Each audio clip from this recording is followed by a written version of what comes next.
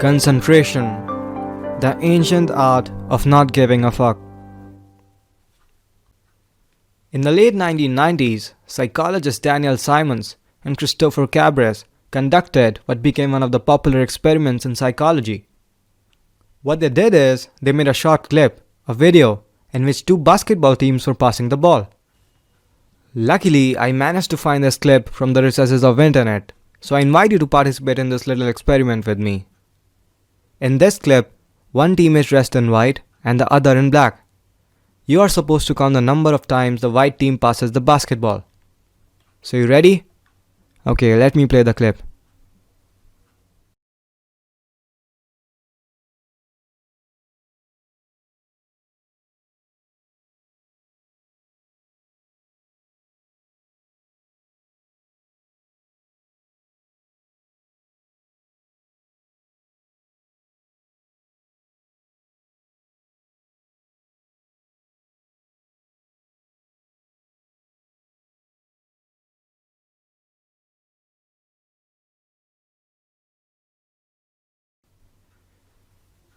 Okay, so if you counted 16 passes, you would be correct. But here's the fun thing. This was not the point of the experiment at all. The real catch was that halfway through the video, a man dressed as gorilla appeared, thumbed his chest, and moved on. Did you notice it? Moreover, the color of the curtain changed and one member of the black team left abruptly. Let me play it again for you.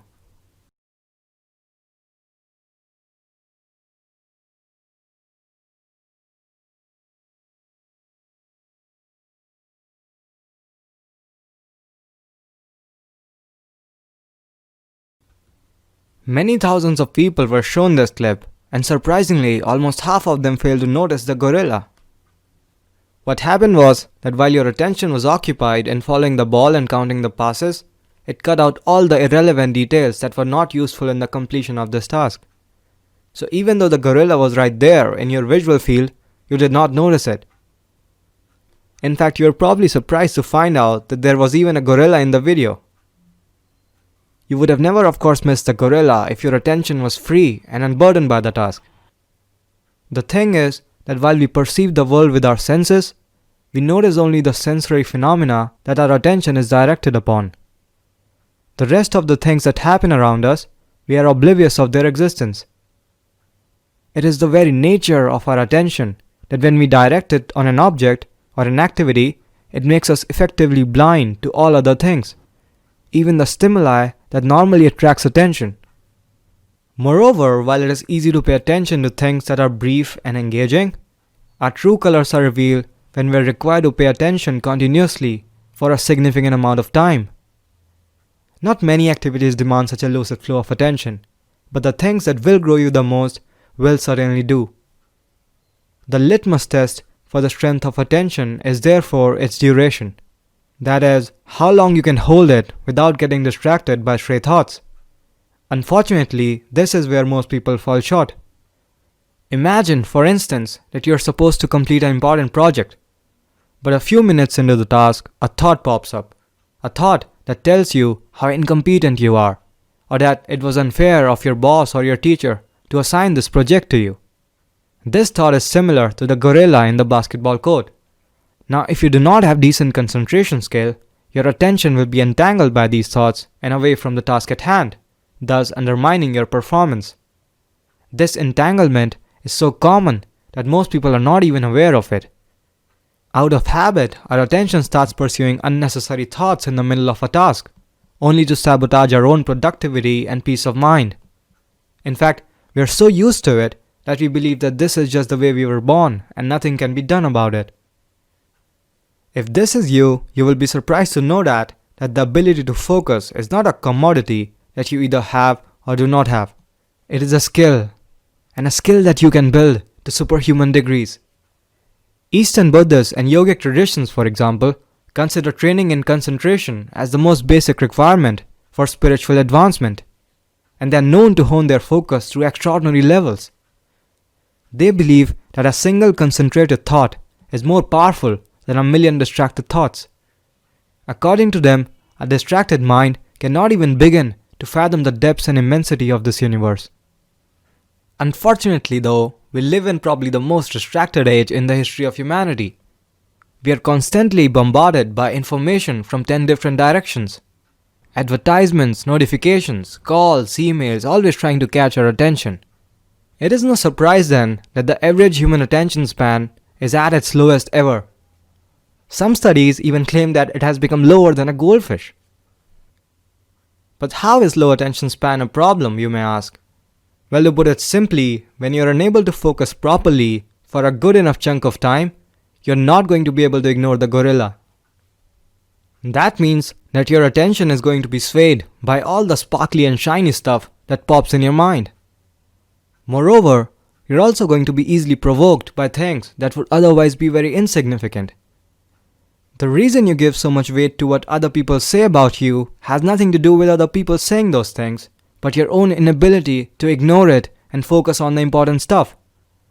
The good news is that while you can't control other people, you can certainly work on yourself. Concentration is the age-old art through which you can get better at not giving a fuck about the irrelevant things that arise in your own mind. With practice in concentration, you can be skilled enough to steady and redirect your attention on any object or activity for a considerable amount of time and to the exclusion of all distractions. Now, how amazing is that? Okay, so now before I introduce you to this practice, I want to mention that concentration alone is an entire form of formal meditation, and it is often regarded as one of the most difficult forms of meditation out there. That is not due to its sophistication though. In fact, it is so simple people find it hard to believe. The reason many people find it difficult to follow is because our minds are so shaky. If, for instance, you believe you're a rather focused person compared to your peers, believe me, you're not likely going to last even for 2 minutes. Many of you will find it difficult to last for even a minute.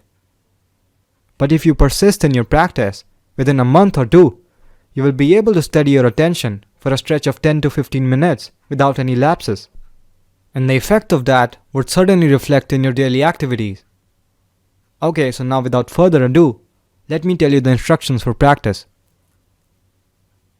Okay, so now in order to practice concentration, you will need an object to concentrate upon. The most popular object of concentration is the natural breath, but you can also choose a repetitive sound like a mantra or any other neutral but repetitive sound that works for you. I personally, for instance, use the latter. In order to generate repetitive sounds, I use a metronome app in my phone. It sounds something like this.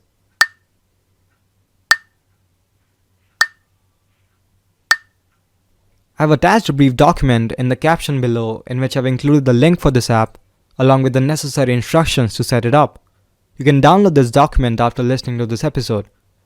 The important thing is to make sure that whatever object you choose to concentrate upon, you stick with it. The second step is to find a quiet place without any distractions. You need perfect quiet for this practice. By itself it is hard enough already, so you don't want any environmental hurdles to bother you. The third step is to set a timer for a certain period, initially for 5 to 10 minutes. You can increase the duration of this practice as you get better with time. For now, it is best to get multiple short sessions of good quality practice rather than one long shitty session. The fourth step is the posture. Sit comfortably with your eyes closed and your back straight. A straight back keeps you alert, and a consistent maintenance of it doesn't let you fall asleep in between the session. You can keep your hands comfortably on your lap. The point is to be comfortable yet completely still and alert. The last step is the actual practice. To practice concentration, focus your attention on the object of your choice as completely and consistently as possible for the duration of your practice period. For example, in the case of repetitive sound, you maintain your focus on the raw sensation of the sound moment by moment. This means that you stabilize all your attention on this one, then this one, now this one, now this, and so on. Initially, when you begin the practice, your attention may go north and south, but you must bring it back to the object of your focus. You will be hit by thoughts, Images will flash, emotions may arise. Just bring your attention back to the focus. The more ardently you do this, the more your attention will stabilize on the object. Remember that you're learning to completely stabilize your attention on the object of focus. All of it. So there is no room left for entertaining random thoughts. As soon as you're aware that your attention is entangled by stray thoughts and away from the object of focus, just direct it back to the object. Okay, so that is all. That is the practice for you. Now there are some very important things you need to know before you begin. First is that you will need to find the right balance of effort that works for you. If, say, on a particular day you're very anxious, it will become impossible to ignore your mind. It is best to take a break in this instance and practice later when your mind is quieter. I personally practice concentration only at the times of the day when I'm most alert, which is usually early morning and evening. The second thing I want to mention is that if you're someone who is usually distracted or entangled in the world of your mind, a correct and consistent practice of concentration might make you grounded in the present moment to an extent that you might find unusual or even repulsive. But that is nothing to worry about. You're just becoming more conscious, and with time, you will get used to it. The third thing I want to mention is that if you really persist with this practice, within a few weeks or months, you might start experiencing states of profound absorption, also known as samadhi. What happens is that when your attention completely stabilizes on the object, you lose the sense of time and the sense of yourself. These states feel very blissful and are an indication that you have been practicing correctly. With more practice, you will attain these states faster and more often. The fourth and the last thing that I want you to understand is that as you become more skilled in concentration, you will become less interested in small talk, watching TV, and all other sensual gratifications. So don't blame me later if you lose interest in engaging with your distracted friends. Also, you would not get angry or be provoked easily. Note that there is a difference between not feeling provoked and not expressing it. What I'm saying here is that these things will naturally not arise in you. So it's not like you will get better at not giving a fuck. Instead, you will not even give a fuck about not giving a fuck anymore.